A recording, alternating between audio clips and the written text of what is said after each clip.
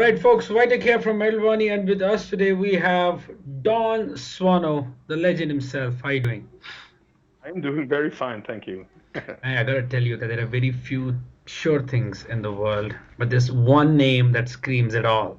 The one name that screams quality and excellence, and that's you. You know, That's, it's been like a very strong connection with what you have been doing, so far in your career, and with Northern Sanctuary, with just a month and a half away. You must be pretty stoked to finally have the Sophomore album out. yeah, it was a really long journey actually, and it was supposed to come out a little bit later Hmm. actually, because I was supposed to write and release another album, which I still have to do sometime in the future. But the Witherscape sound is really close to my heart, and it was hard for me to try to write something completely different when my mind was still stuck in Witherscape mode from the writing of the EP that we did. Right. So it was kind of, maybe that's why it turned out so good, because I was so inspired that I actually had to cancel another project and had a lot of scheduling problems. And I said, fuck all that. I need to write this album now, because my soul is telling me this is what you have to do now, not some other crap. Awesome, So man. it kind of happened also then, of course, there were some other really big things, and I know that we have to record this now already, because in this month and that month I have to work with these bands, and it's going to be no time. So I had to spread it out, and I think we recorded the first guitars and bass December of last year, and Hmm. then we just kind of, whenever I found the time to go to Sweden, we did more guitars and bass, and then I did all the drums Hmm. like a year ago, and it Wow. takes time.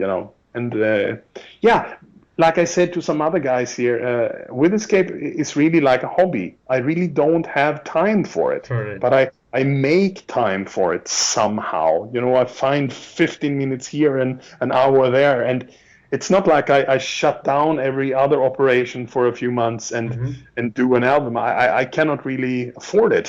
So Absolutely, absolutely. That's that's the that's way really it great works. to hear. So the inspiration level is right up there, like you said. Even a minute on the album has a lot of value compared to what we've been listening to any music coming from you. And Wake of Infinity is already out, and fans have got a taste of it. You did some research as to see how has been the response so far. The response is overwhelming, actually, and you never really know, because everyone is so gentle and polite and all this, but the reactions I get from some people, Hmm.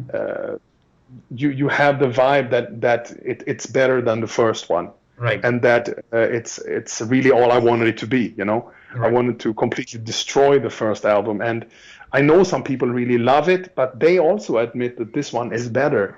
And yeah, I am over the moon with the response. And Awesome. honestly, the way I see it is that when I love it and I want to listen to it just for my own pleasure, Hmm. then that's enough. That's my kind of goal. And Right. when other people enjoy it as much as I do, that's just like, wow, what a bonus. Bonus. But Right. I have reached a level. And the funny part is that in the old times with Edge of Sanity and all this, I didn't really have that vibe. I didn't know. And I remember releasing the Spectral Sorrows, and I thought people will kill me. They will show up at my door and shoot me because of what that album was compared to the first two, Hmm. which more like, it's a gothic rock song, there's a Manowar cover, punk songs, Right. and everyone loved it. It was like really selling and good reviews, and people like, wow, wow, wow. I said, wow, I had no No. idea, this is a surprise. But for this album, I know that my diehard fans, they will love it, Hmm. because I have this gut feeling about the stuff. And I'm not going to release anything on Century Media that is not the best I can do, Yes. Yes. because they deserve it. And people like yourself also deserve my best. Otherwise, I could just quit music and go on with my mixing and Mixing mastering, and you know? mastering work. Absolutely. It's always really challenging because every time you write music, it's very important to make sure it makes an impact. And especially when you have a sophomore album that can eventually make or break an artist, because you came out with an album, a debut one, which made a huge impact. Now expectations on the second one are like double fold whenever people are excited for that. But Yeah. Northern Sanctuary exactly does that. I mean, there's a very good amount of diversity in it, a good quality in it, which I can surely call it as a next step in Witherscape's journey so far.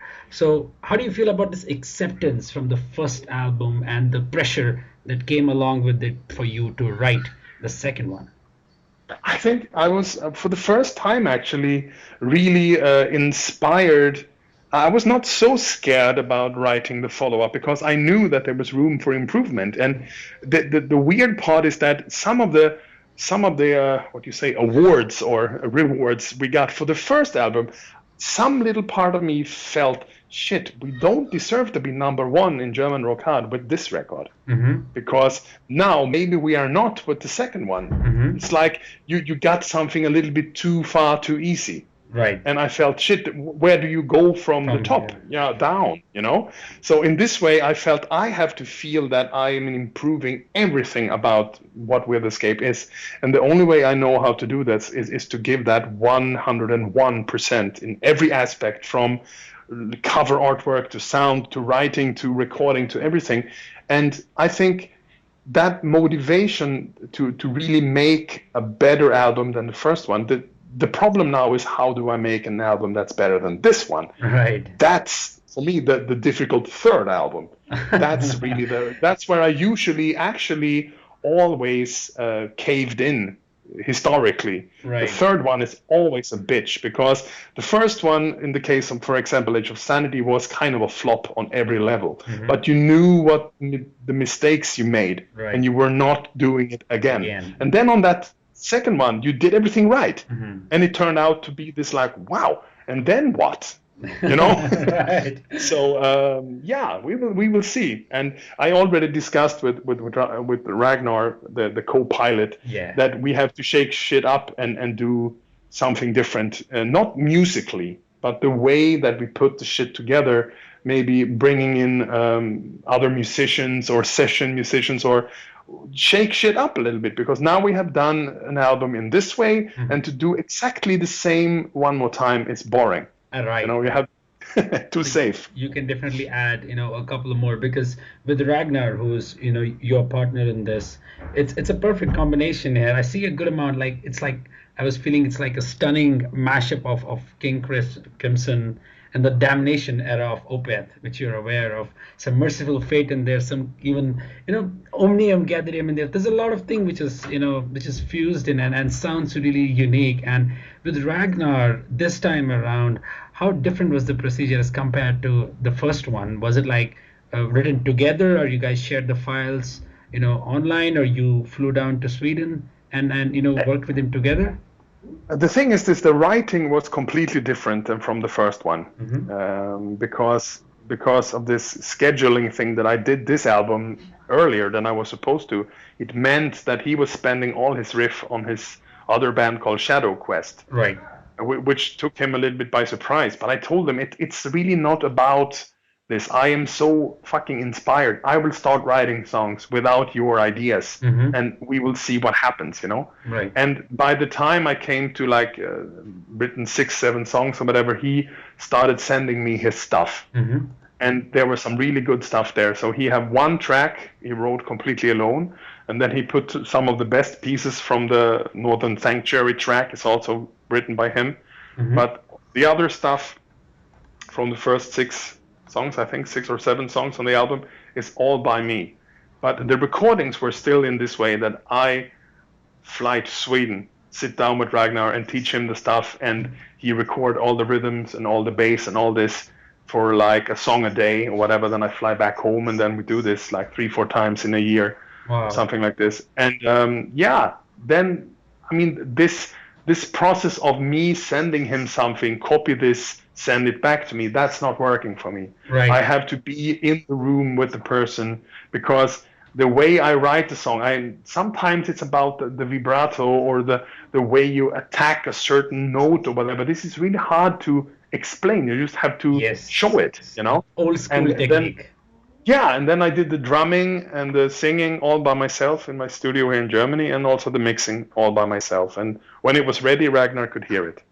I don't need any input. Awesome. So in this case, like you said, the first six, at least from Wake of Infinity to Divinity, were all written by you. Yeah. Gotta Ruin is Ragnar's track, and the Northern Sanctuary is actually got 4 writers. It's got me and Ragnar, and then two other guys that had a few ideas that sometimes it's like things show up in my life, like a friend send me a riff in an email, or I see some old friend of my wife online playing some acoustic guitar, and I am no stranger to say, fuck, that's a great idea. I want to use it. Can I use it? Yes, do it. And they just happen to be at the right time and the right, moment, and I think, right place, right time, what you say. And they got their riffs into the Northern Sanctuary because that's just exactly what I needed, and I just happened to see it. And I love those funny accidents, how they happen.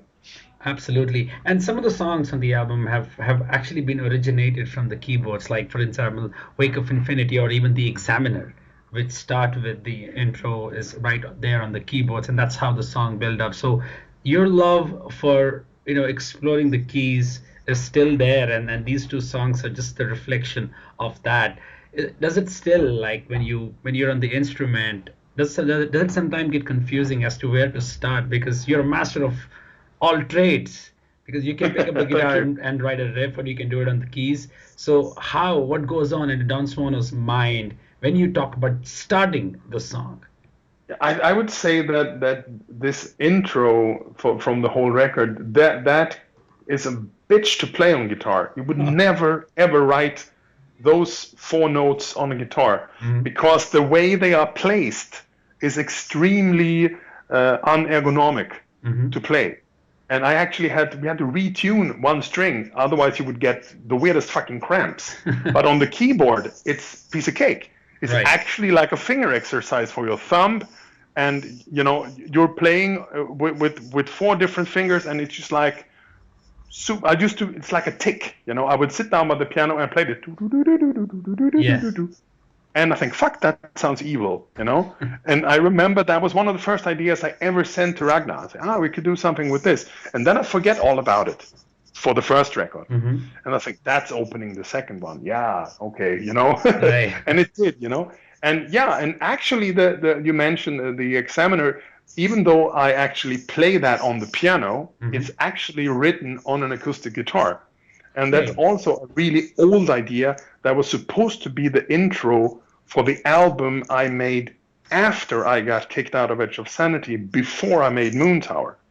But the funny part is that the first chord is so extremely strange finger setting that I never remembered how to play it. I heard it a few times on like some old cassette where that's a cool chord sequence, How the fuck do I play it? And I used to sit down and I tried to put my finger everywhere on that fucking fretboard, and I just couldn't fucking find the first position. And I said, fuck. And then just one day out of the blue, I put my fingers exactly in this position. I think, there it is. What the fuck? The little finger is supposed to be there. What the fuck? And then I just felt, I love the sound of a grand piano and an acoustic guitar together. It's just like when it's really acoustic, none of the effects, nothing, just pure, because they kind of harmonize so extremely well together. So even though you may have the impression that it's written on the piano, it's actually written. It's written on an acoustic guitar, and the acoustic guitar actually starts playing after a few bars. Wow! And it's really, really a complicated thing to play. That's right. The way I hold the guitar left-handed with the strings, I don't reverse the strings. So I take a normal guitar and hold it upside down. That's how I play. And Ragnar is like, what the fuck? You're writing everything upside down, you motherfucker. So the light string is on top, and the bass string is down. Wow. And this means that what I play, I'm saying you cannot play it if you're a normal guitar player, because the other strings you're supposed to let ring open, you will dampen them with your hand. It's a physical impossibility. Because I play with the strings upside down. Just like I have a problem playing a D major chord, Mm-hmm. because, normally they are like way down, those light strings, but for me they're on top, and that's a bugger, So sometimes, and this kind of shit, I had no intention. Who cares? I will play that part on the acoustic and I will play it then on the piano. You don't have to mind. That riff goes on the album, even though you cannot play it. I don't care.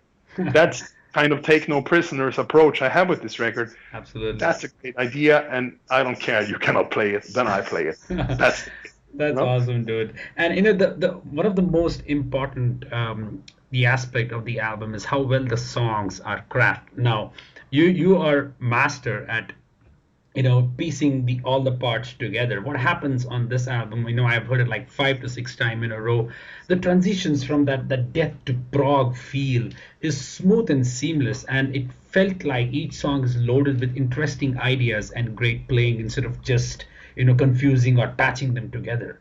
So there's a command over various instruments which you have. So how did you plan the transitions within these songs from one genre to the other one, because it's smoothly done? Thank you very much. It's extremely very, very nice to hear. I would say that it's kind of putting the pieces together at the very beginning of your songwriting journey to find the diamonds in the rough, meaning that I am writing something on my acoustic guitar in the living room, recording it on my phone, and then sometimes I take all these ideas and I load them into my computer, and then I have them all in like one window in my computer program, and I just try to get what is this, what kind of tempo is it, and what kind of vibe does it have, and you kind of piece the stuff together, and then you realize that, okay, that's a good intro and that's a good chorus to go with that intro, but I have no verse. Right. And then you have like a task, write that verse. And sometimes it's easier because you know what's before and what comes after. And then you build that transition, and all of a sudden you feel you have something, you have something here. And that's the way you do it sometimes. And sometimes you have the verse, but you have no chorus. And then, for example, on this album, the beginning of the first song is an extremely, not extremely, like it's maybe from 2010, this piano part, with this progressive stuff. But what happens on the first kind of intro part of the record is actually a part from a Unicorn song from 1996. That was never going beyond the demo stage because Unicorn kind of quit. And it's not the same melody on the piano, but it's another kind of cyclic kind of loop thing on a keyboard. And then this ba-da-da-ga, ga-da-da-ga-da-ga, this kind of staccato shit. That's an old Unicorn idea that I put together with an old Witherscape idea and just kind of put them together. And then the riff that really starts when it's all kind of smacking with the faster drumming, that's a new riff. And then like the bridge, which is the first more like an opening moment with clear vocals, that's a shit old thing from like 92, 93, Whoa. Some old, more like some kind of, I don't know, Go-Go Dolls style kind of bridge I had, Right. Is that too much? Is this too pop? Is this too commercial? No, I think it works. It's more this dream theater, like you open up the sky and you have this positive thing, and then back to the really evil chorus, right. Which is then based on the intro melody, but another guitar riff put on top. True. And that's the way it works. And then you have also some ideas are really, really early pieces of I found on this old tapes I have, and then you write a new riff to go with that one, or you just kind of you use everything you can, which right. can work in the concept. And sometimes as a track like Marionette, for example, was written because I tuned the guitar to some extremely strange tuning that I have never ever used ever before on the acoustic. And I thought, might bring something. And I wrote that song. It's like 15 minutes. And I think, oh, cool. Today, maybe at the studio, I'll make a demo of it. And I did. And bam, it was there. It was ready. It's like, oops, that just kind of happened, And yeah, and sometimes you are inspired by a tuning, or sometimes you find a few pieces that works together, one from 92 and one you wrote yesterday. And I am extremely picky with the flow, you know, Right. and it's good to hear that you pick up on that I'm just not like piecing shit together, because I am extremely sensitive to this also as a listener. I don't like it when bands just put riff A, B, and C together Patch them up and they don't together. care. Yeah, I hate that, because so easy in the computer you have this kind of Saint Anger syndrome, you know. And Oh, that's a good I one. am completely into the flow, and it's really complicated sometimes to kind of just find those 3-4 pieces to come together. Right. It's easier to have like 18 parts in a song, because then they can be weird. But I'm really inspired by the way Opeth did it on the first record, because they have all these weird ideas, and they organically kind of give birth to each other. Right. And there was never, sometimes they go from one vibe and then shockingly go to another. But then there's the drama in there. There's an effect, you know, just like in a movie, all of a sudden someone sit at a table and then bam, someone is in the window, you know, and you get scared, you know. That kind of vibe can also be in the music. And that's what I like, you know. But mostly there should be a nice musical transition without too much of a tempo change or a key change. It should be like one long flow. Right, definitely. Now you mentioned about Opeth. Now a lot of fans love the stuff they wrote till Watershed. Now, what's your take on what they did after that, the Heritage and Pale, where they just totally removed the progressive death metal, the riffs and also the vocals as well? I am not a fan of Watershed, weird enough. I love Ghost Reveries. It's one of the best metal albums ever made. It's just not just because I know the guys. It is so. End of story. Watershed for me is it's not working at all. I don't know why. It's just not working. And I think there are some moments on that first album they did when they didn't growl anymore. Heritage.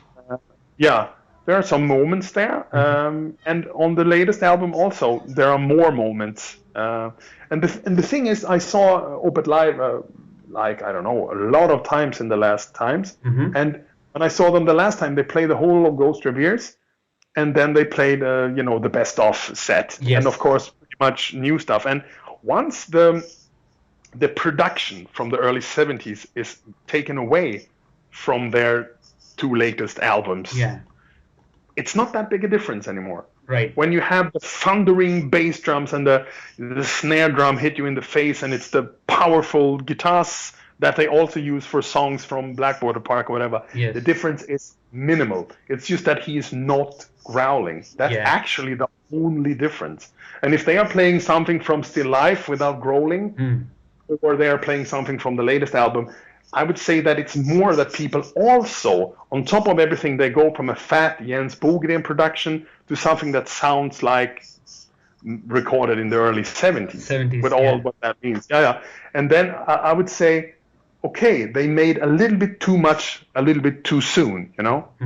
And I think the music there is great. I think this Cusp of Eternity track is cool. There are some really cool riffs and all, but if you would have thrown some of those songs with the production from Ghost Reveries, no one would have cared.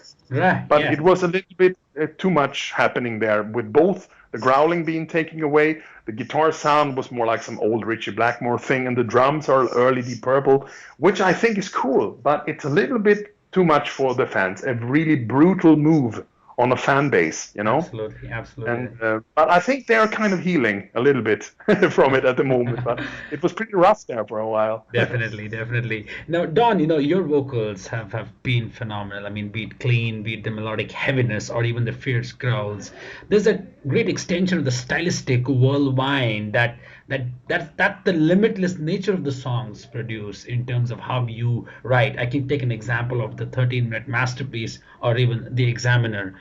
The vocals are pretty much very diverse. And, I honestly, the moment I heard the first song itself, I knew I'm in for a treat, because for me, Dan Swano songs, if the first 15 seconds give me a feeling, I know that the next, 1 hour of the album is going to be phenomenal. So this is exactly what happened with this. And I'm sure many fans, when they get the copies next month, would agree that the vocals have that, I don't know what to say here, but you've got in your throat, which you seem to take care pretty much a lot in terms of executing it in studio. Yeah, it's a really, really painful process, and maybe it's my pain you hear.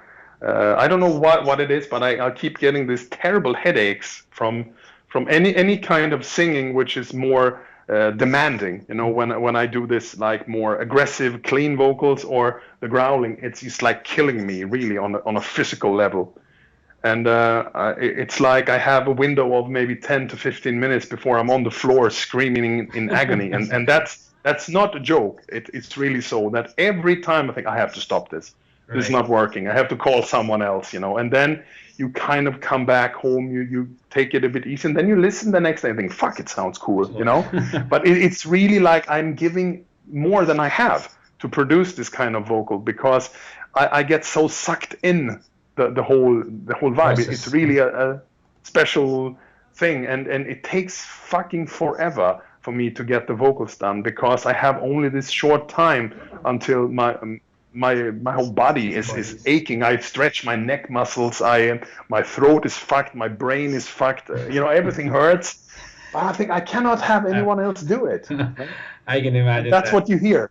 That's what you Indeed. hear. You Indeed. hear the realness. You know, it's not me sitting on the chair thinking about what I will eat to dinner.